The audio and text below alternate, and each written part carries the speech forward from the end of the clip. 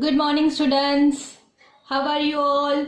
I hope you all are happy and fine. So today we are continue with the second chapter of economics, right? And what is the chapter name? Anybody have an idea or no one? What is the name of chapter 2? Yes, what is the name of it? It's a fundamental concepts and terminology, right? So let's start it. We are continue with same chapter but with new topic, right student? So let's start it. Yes, which type of the topics we are covered in this lecture? Though main important thing is wealth and welfare. What is exactly the meaning of wealth and what is exactly the meaning of welfare? That topic which is cleared in this lecture. Then after characteristics of wealth, which type of the characters are belongs to wealth, that is covered in this lecture. Then after types of the wealth, right? How many types of the wealth are available in the market? And then after the second point is welfare. Yes, what is the meaning of welfare? The types of the welfare, there are two types of the welfare. That also topic will be clear in this topic. Then after relationship between wealth and welfare. What is exactly the relationship between these two topics? Means wealth and welfare. So students, let's start it. The main meaning and the meaning of wealth and welfare, right? What is the meaning? Wealth and welfare. What is the meaning of wealth? Let's start. The first topic is the wealth. Meaning and characteristics of wealth. Wealth is something which is useful. What is? Which is useful, scarce, capable of getting exchange, right? What is the meaning of it? Capable of getting exchange and can be owned by somebody, right? What is the meaning of wealth? Wealth का मतलब होता है कि wealth is something, wealth कुछ है, is useful, उसको use करा जाता है. स्केर, जो स्केर है वो फुलफिल होती है. कैपेबल ऑफ गेटिंग एक्सचेंज, वो वेल्थ उतना कैपेबल होता है कि जिसको हम एक्सचेंज करने के लिए क्या करते हैं? तो यूटिलाइज करते हैं. And can be owned by somebody, और उसको हम लोग क्या करते हैं? मतलब कि वो किसी की, समबडी का क्या होता है? ओन, मतलब किसी की ओनरशिप होती है, जिसको हम हमारे इकोनॉमिक्स में क्या कहते हैं? वेल्थ कहते हैं. क्या कहते हैं हम उसको? वेल्थ कहते हैं, राइट? क्लियर है? अगेन क्या होता है वेल्थ? वेल्थ का मतलब, what is the meaning of wealth? Wealth is something which is useful, square, capable of getting exchange and can be owned by somebody. That is known as wealth of the market. Clear? किसी को भी doubt हो, contact me. Next, characteristics. Yes, which type of the characteristics are belongs to our wealth, right? तो सबसे पहला है, it should possess the characteristics of usefulness. सबसे पहला वो कैसा होता है? यूजफुलनेस. सबसे इंपॉर्टेंट उसका कैरेक्टरिस्टिक्स क्या है? तो it should possess the characteristics of usefulness. क्या मतलब होता है उसका? Anybody have doubt about it? या anybody have idea about it? Yes, it must be useful to satisfy our human needs. Yes और नो? हम हमारे वेल्थ को क्या करते हैं? तो वेल्थ को हम यूज करते हैं. किसके लिए यूज करते हैं? तो हमारी जो नीड्स है वो नीड्स को सेटिस्फाई करने के लिए यूज करते हैं, right? That is why its first characteristic is usefulness. Clear? Second characteristic, it should be scarce. Yes, उसकी scarce मतलब कि कमी, अच्छत है ना, वो हो सकती है.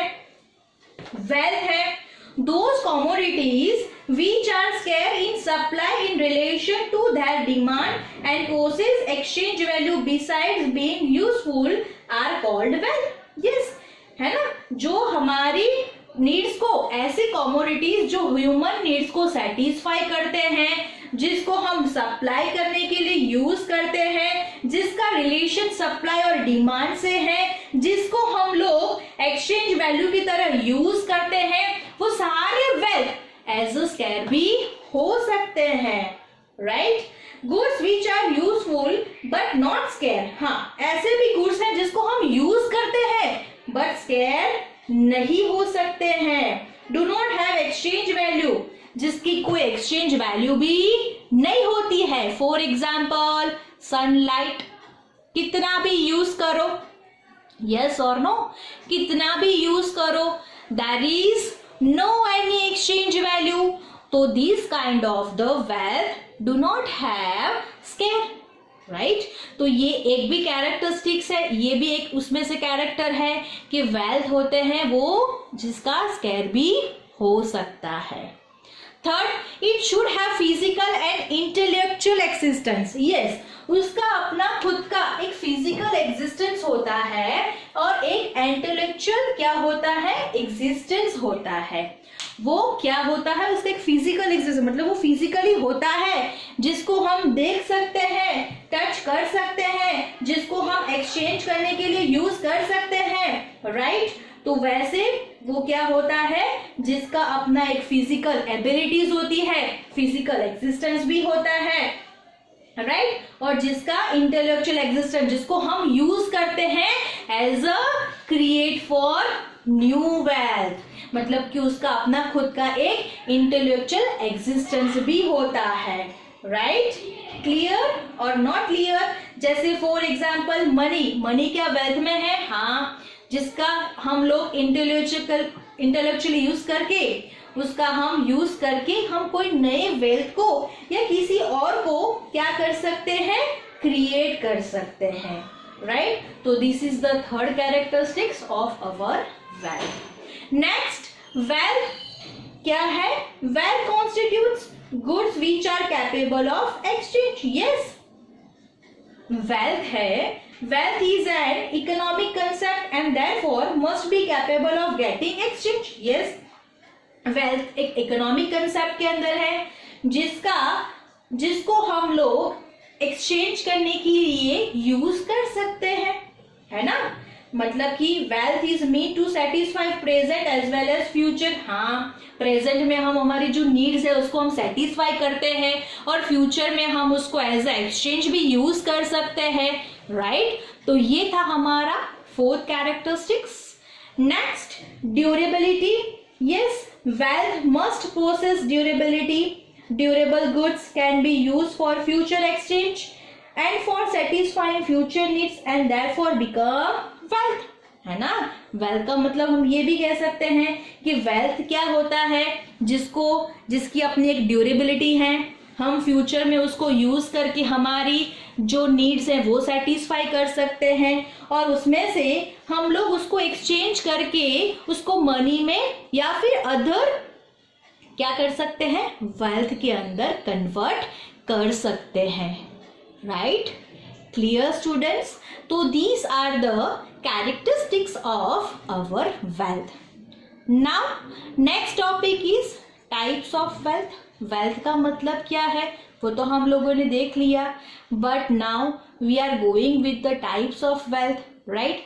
The first type is national wealth and international wealth. Right? शब्द से, जहां तक as per my knowledge students, हमें ये शब्द से ही पता चल जाता है. क्या पता चल जाता है कि किसको हम नेशनल वेल्थ कहेंगे, किसको हम लोग इंटरनेशनल वेल्थ कहेंगे. यस, किसको हम इंडिविजुअल वेल्थ कहेंगे और हम किसको क्या कहेंगे, सोशल वेल्थ. एक लिखना है individual wealth and social wealth, right? ये भी दूसरा टाइप है. तो there are two types of the wealth. First is national wealth and second one is international wealth, right?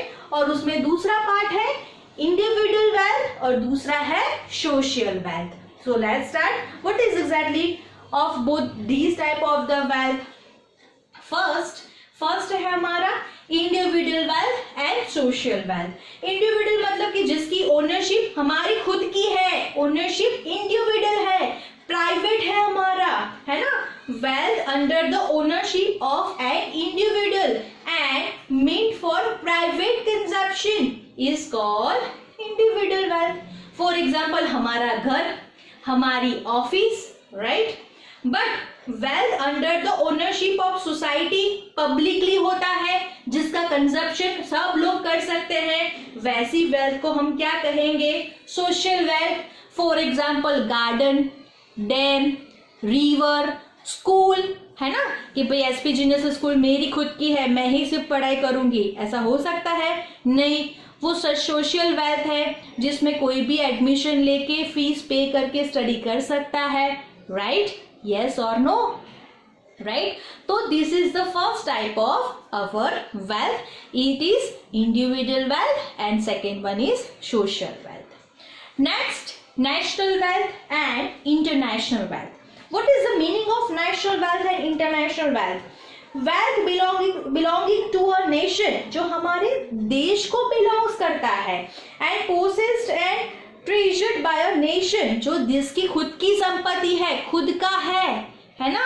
जिसमें इंडिया, हम जैसे इंडियंस हैं, हमारा देश इंडिया है, तो इंडियन की जो प्रॉपर्टी है मतलब कि वेल्थ है, जिसकी ओनरशिप इंडिया के पास है, जिसकी पोसेस इंडिया के पास है, that wealth is considered as national wealth. Clear? It is clear or not clear? For example, Indian rivers, Indian mountains, Indian literature, right, etc., etc. उससे उल्टा international wealth. International wealth is that wealth which is not owned by one nation but belongs to the whole world. Yes, है ना, जिसका possessed, जिसकी ownership सिर्फ एक nation के पास नहीं है, जो वर्ल्ड के पास है, that wealth is considered as international wealth. Clear students? Okay, तो ये था हमारा types of wealth, types of international and national wealth as well as individual wealth and social wealth. Clear?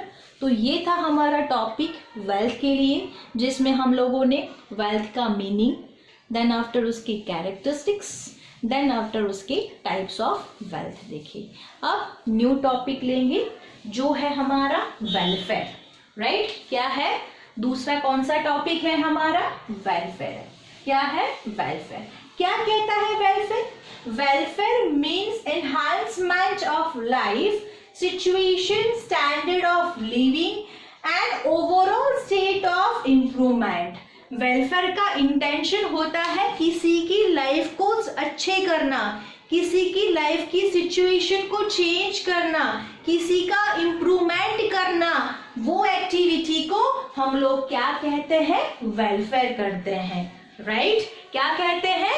Welfare कहते हैं कि जिसके अंदर हम किसी की स्टैंडर्ड ऑफ लाइफ को चेंज करेंगे, किसी की लाइफ को हम लोग चेंज करेंगे, किसी में इम्प्रूवमेंट लाएंगे, right? That situation, that activity is considered as क्या है?